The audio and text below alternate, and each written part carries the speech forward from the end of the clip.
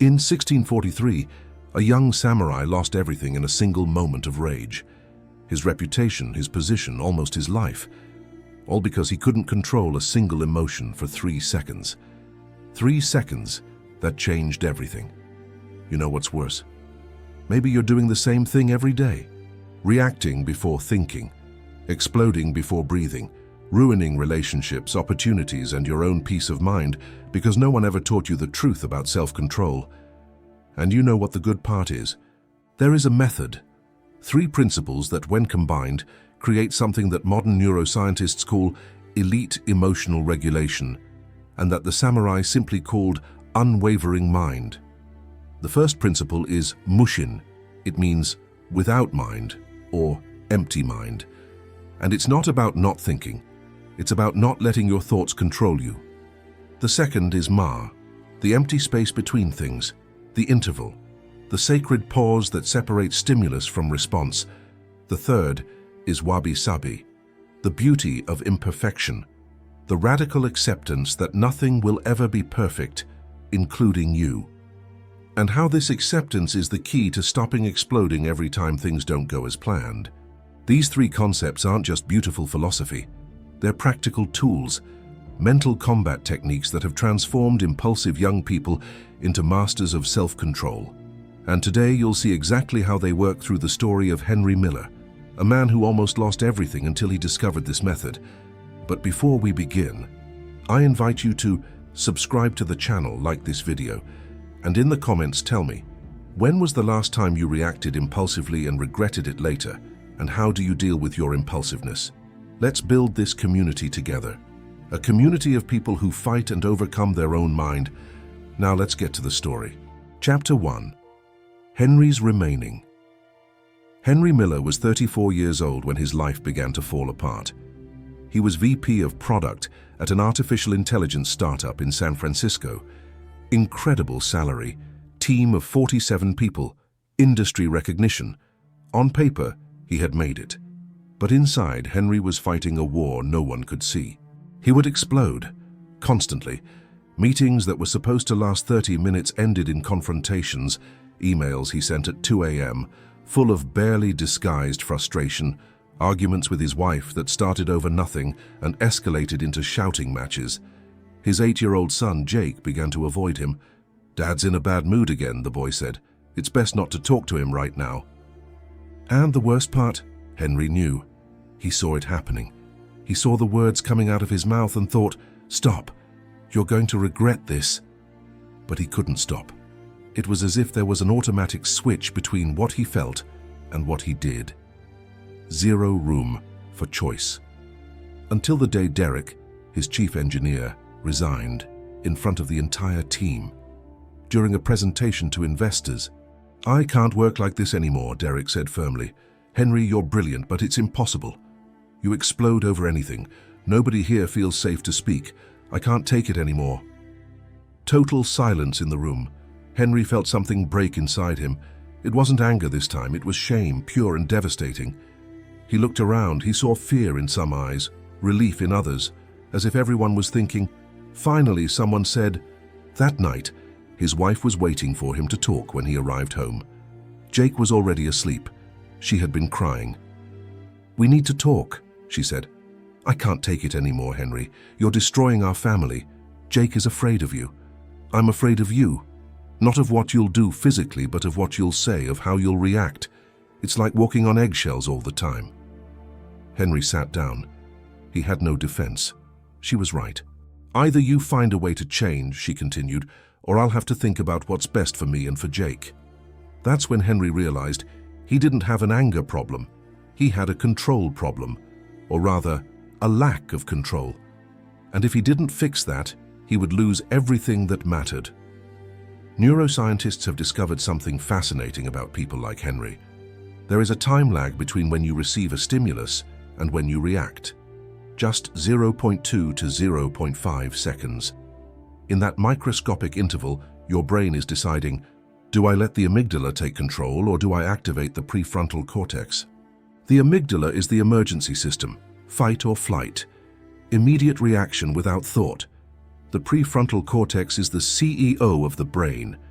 Analysis, planning, conscious choice. People lacking self-control. Their amygdala hijacks the entire operation before the CEO even has a chance to speak. They don't choose to react, they simply react. And the more you react like that, the more you reinforce that neural pathway until it becomes automatic, until you become Henry, exploding before you even realize you're angry. But there is a way out, and the samurai discovered that way out centuries ago. Chapter 2. The Meeting with Kenji. 3 days after his conversation with his wife, Henry was sitting in a cafe. He didn't know why he had gone there, perhaps trying to find something, anything that made sense. An older man sat at the next table, Japanese, perhaps 60 years old, with a calm presence that seemed to occupy more space than his physical body. He ordered green tea and opened an old book with Japanese characters.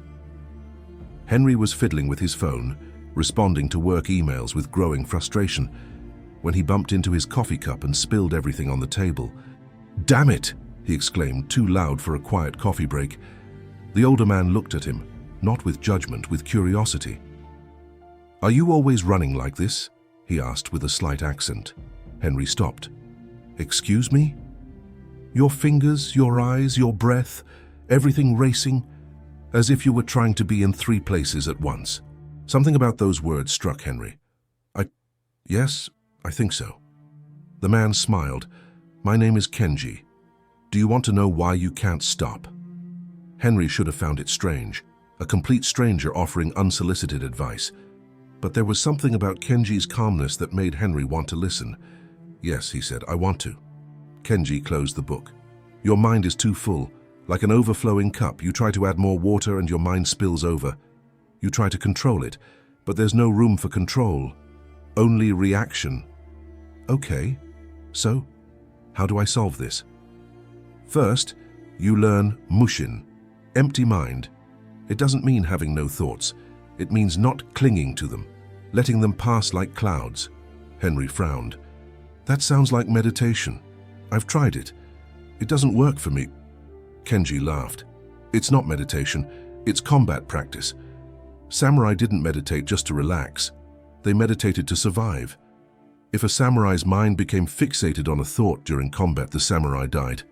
Simple as that." Kenji leaned forward and said, "You're fighting a war every day. Against your emotions, against situations, against people. And you're losing because you're fighting the wrong way. You fight trying to control everything, but control doesn't come from strength, it comes from emptiness." "Empty?" Henry repeated. "Yes, when your mind is empty, there is space. Space to choose. Space between what happens and how you respond. We call this Ma, the sacred interval. It is in this space that true self-control resides." Henry felt something stir inside him, a kind of recognition, as if part of him knew this was true. "And how do I learn that?" he asked. Kenji wrote something on a napkin and handed it to Henry. An address. "Meet me tomorrow at 6 a.m. I'll show you." Chapter 3. The 3 Principles. 6:03 a.m. Henry arrived late. The address was a small hidden dojo. When he entered, Kenji was seated in Caesar, the formal Japanese posture, in front of a small altar with a lit candle. "Sit down," Kenji said without looking back. Henry sat down awkwardly. His legs immediately protested. "Close your eyes, breathe." Henry obeyed. Immediately his mind raced. "I should be answering those emails. The meeting with the investors is tomorrow. Is my wife still angry? Jake needs to go to the dentist this week. I forgot to..." "Is your mind screaming right now?" Kenji asked. "Yes," Henry admitted. "Good. Now observe the thoughts. Don't fight them. Don't try to stop them. Just watch them come and go, like cars passing on a street. You don't need to get into every car." Henry tried. It was harder than anything he had ever done. Every thought pulled at his attention, but he continued, observing, letting it pass. 5 minutes, 10, 15, and then for just a few seconds, the mental noise stopped. There were no thoughts, only silence, only awareness. Henry opened his eyes, startled. "Did you feel it?" Kenji asked. "I felt it." "What is that?" "Mushin, empty mind. In that space there is no fear, no anger, no impulse. There is only clarity. The samurai trained this daily because they knew, in combat, an extra thought kills you. In life, an extra thought makes you explode. Kenji stood up. Now comes the practical part. Kenji led Henry to the center of the dojo. He handed him a shinai, a bamboo sword used in training. I'm going to attack you, slowly at first. Your job isn't to block. It's to sense the space between my movement and your response. That space is Ma. I don't know how to use a sword, Henry protested. It doesn't matter. It's not about the sword. Kenji assumed a stance. He moved slowly, a strike coming from above. Henry instinctively raised his shinai to block. No! Kenji stopped. You reacted. I don't want a reaction. I want a conscious response. Feel the movement, see it coming, and in the space before you move, choose. They tried again. This time Henry forced himself to wait, to see Kenji's movement, to feel the timing, and then, at the last possible moment, to move. Better, Kenji said. Did you feel the difference? Henry nodded. There was a different quality to the second movement. It wasn't automatic, it was chosen. In life, you don't have Ma, Kenji explained. Someone criticizes you, you explode. The situation doesn't go as expected, you react. No space, no choice. But Ma isn't something you have. It's something you create. As? Breathing. When something provokes you before responding, breathe once deeply. This breath becomes Ma. In it, you find choice. Henry thought about Derek quitting, about his wife saying she couldn't take it anymore, about Jake avoiding him. How many times had he exploded without that space, without that choice? Every time, he said aloud. Kenji nodded. Yes, and now you'll start training differently. An hour later, sweaty and mentally exhausted, Henry sat down again. There's a third principle, Kenji said. Perhaps the most important one, Wabi-Sabi. He pointed to a cracked vase on a shelf. See that vase? It's broken, but we repaired it with gold. The name of this technique is kintsukuroi, also called kintsugi. Now the crack is the most beautiful part. I don't understand how this relates to self-control, Henry said.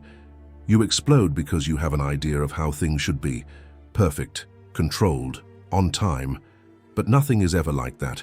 And every time reality doesn't fit your expectations, you go to war. You get angry not at things as they are, but at things as you think they should be. Henry felt the words sink deep inside. Wabi-Sabi is accepting imperfection, Kenji continued. Not with resignation, with appreciation. People will disappoint you. Projects will be delayed. You will fail. That's not the problem. The problem is fighting against it, instead of accepting and adapting. So I just accept everything, I don't change anything. No. You change what you can change, but you accept what you can't. And wisdom lies in knowing the difference. When you accept imperfection, you stop exploding because things aren't perfect. You save your energy for what really matters. Henry thought about his team. How many times had he exploded because someone made a mistake? A normal human error. He was at war with the reality that people are imperfect, and he was losing that war. How do I practice this, he asked. Whenever you notice anger rising, ask yourself, am I angry at the situation or at my expectation of how the situation should be? It's usually the second option. And that expectation? You can let it go. Chapter 4. The 30-Day Transformation. Henry's first week was brutal. Kenji instructed Henry to practice 3 things every day. 15 minutes of Mushin in the morning. Just sitting and observing thoughts. Create Ma in every interaction. Take a breath before responding. Always. Identify an unrealistic expectation and consciously let go of it. Wabi-Sabi in action. On the 3rd day, Henry almost gave up. During a meeting, a designer presented a mock-up that was completely outside the brief.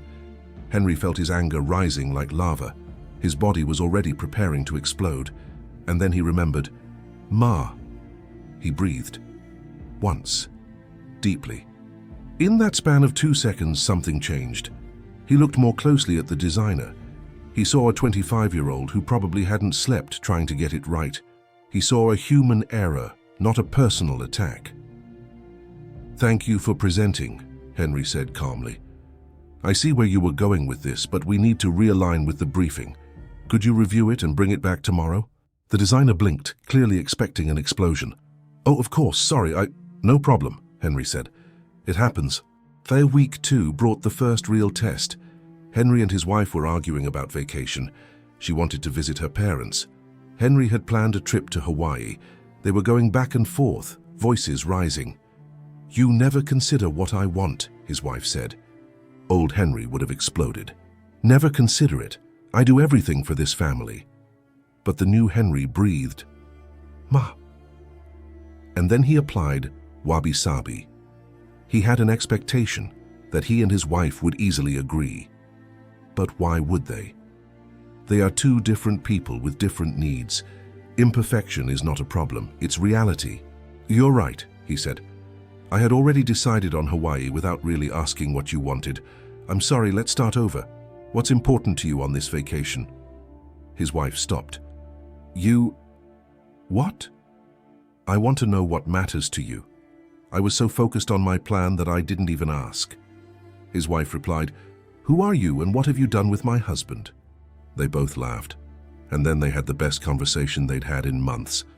They decided 1 week with her parents, 1 week in Hawaii. A compromise. Imperfect, but real. That night, Jake entered Henry's room while he was reading. Dad, the boy said. Hi, champion. You're less angry now. Henry felt a tightening in his chest. I'm trying, Jake. I'm sorry for scaring you earlier. Jake jumped onto the bed and hugged his father. I like this you. Henry held his son, his eyes moist. Me too. Chapter 5. The Final Test. 3 weeks after his first meeting with Kenji, Henry received an unexpected email. Error de Derek. Henry, I've heard you've been acting differently. Several people have noticed. I'd like to talk. Are you willing to? They arranged to meet for coffee, coincidentally at the same place where Henry had met Kenji. Derek arrived cautiously, defensively. Henry didn't blame him. Thank you for coming, Henry began. And then he did something he had never done before. I want to apologize, not just for the day you left, but for the entire toxic environment I created. You were right, I was impossible. Derek blinked. Was it? I'm working on it. I'm not saying I'm cured, but I'm different, I'm trying. They talked for an hour. Henry listened more than he spoke. He applied Ma to every response. He accepted criticism without defending himself. Wabi-Sabi in action. I am imperfect, and that's okay. Finally, Derek said, I'm thinking of coming back, but only if you've really changed. I can't promise perfection, Henry said. I'll make mistakes again, but I promise I'm committed to being better. And if you come back, I want you to hold me accountable. Call me when I start to slip up. Derek extended his hand. Deal. A week later, Derek returned, and not alone. Of the 12 team members who had resigned or transferred internally in the last 6 months, 8 asked to return to Henry's team. The company CEO called Henry into his office. What the hell did you do? In 3 weeks, you turned around the most problematic team in the company. I need you to tell me. Henry smiled. I learned 3 Japanese principles from a stranger in a cafe. The CEO raised an eyebrow. Explain. And Henry explained. Mushin. Ma. Wabi-Sabi. Empty mind. Sacred space. Beauty of imperfection. When Henry finished, the CEO was silent for a moment. Does this work for everyone or just for you? I think it works for anyone who is willing to practice. So I want you to teach this to all the leadership. Turn it into a workshop. And in this way, Henry managed to control his lack of self-control, and he was able to help other people improve as well. Before we wrap up, let me show you what science says about this.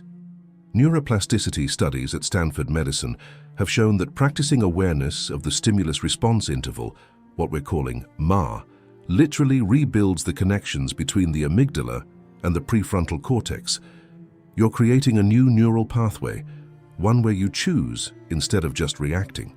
Research on psychological acceptance, published in the Journal of Contextual Behavioral Science, demonstrates that people who practice radical acceptance of imperfection, Wabi-Sabi, report fewer episodes of dysregulated anger over 8 weeks. And Mushin, an empty mind. fMRI scans in meditation practitioners show a decrease of up to 40% in the activity of the default mode network, the brain network responsible for obsessive rumination and emotional hijacking. This isn't mysticism, it's neuroscience. The samurai discovered through trial and error what we can now measure in the laboratory. 6 months after meeting Kenji, Henry was sitting in that cafe again. Jake was with him this time, drinking hot chocolate and drawing. His wife would arrive in a few minutes so they could have lunch together. Kenji entered. He smiled when he saw Henry. "You look different," the master said. "I am different." Kenji sat down. "Tell me." Henry reflected on the past few months, the moments when anger still surfaced, but now he had Ma. He had space, he had choice. The delayed projects, the team mistakes, the imperfections of life that he now saw through Wabi-Sabi. Not as problems to be destroyed, but as a reality to be accepted and navigated. And the mornings practicing Mushin, where he found that mental silence for seconds that turned into minutes. Where he realized, I am not my thoughts, I am not my emotions. I am the consciousness that observes both. "I've figured something out," Henry said. "Self-control isn't about being strong enough to suppress your emotions. It's about creating enough space to choose what to do with those emotions." Kenji nodded. "You've learned. But remember, this is daily practice. It's not something you achieve and that's it. It's a path you walk again every morning." "I know," Henry said, "and I'll walk for the rest of my life." Jake looked up at the drawing. "Dad, who is this man?" Henry smiled. "That's Mr. Kenji. He taught me how to be a better father to you." Jake smiled and went back to drawing. Kenji stood up to leave. Before leaving, he said, "Henry, the real test isn't when everything is going well. It's when life breaks you again, when you lose something important, when you fail publicly, when your family faces a crisis. That's when you find out if you've truly learned." Henry nodded. "I know. And when that happens, I'll breathe. I'll create Ma. I'll remember that imperfection isn't the problem. Expecting perfection is." "So you're ready," Kenji said. And he left. Henry stood there watching Jake draw, waiting for his wife to arrive, savoring the present moment without needing it to be any different than it was. He wasn't at war with anything. Not with the world, not with people, not even with himself. He was simply present, completely. And he discovered that this simple feeling of being alive without needing to control everything was what he had always been searching for when he exploded. He just didn't know that the path to control involved letting go. The samurai method for perfect self-control isn't about perfection, it's about presence.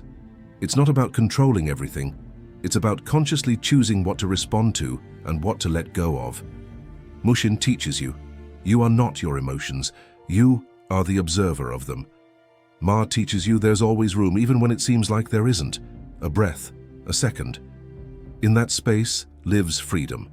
Wabi-Sabi teaches you, life is imperfect, people are imperfect, you are imperfect, and that's not only okay, that's beautiful. The crack is where the light gets in. So here's my question for you. Where in your life are you reacting when you could be responding? Where are you at war with imperfection when you could be accepting it? Where are you letting your thoughts control you when you could simply observe them? Because you have a choice. At every moment you have a choice. Henry almost lost everything before he realized it. How much will you lose before you even try? If this story resonated with you, if you recognize a bit of Henry in yourself, I invite you again to subscribe to the channel. We are building a community of people who choose presence over reaction, who walk the path of modern warriors. Leave a like and tell me in the comments, which of these 3 principles do you most need to practice? Mushin, Ma, or Wabi-Sabi? Let's talk about it below. And remember, this isn't just theory, it's practice. Start tomorrow. 15 minutes of silence. 1 breath before each answer. 1 expectation released each day. 30 days and see what happens.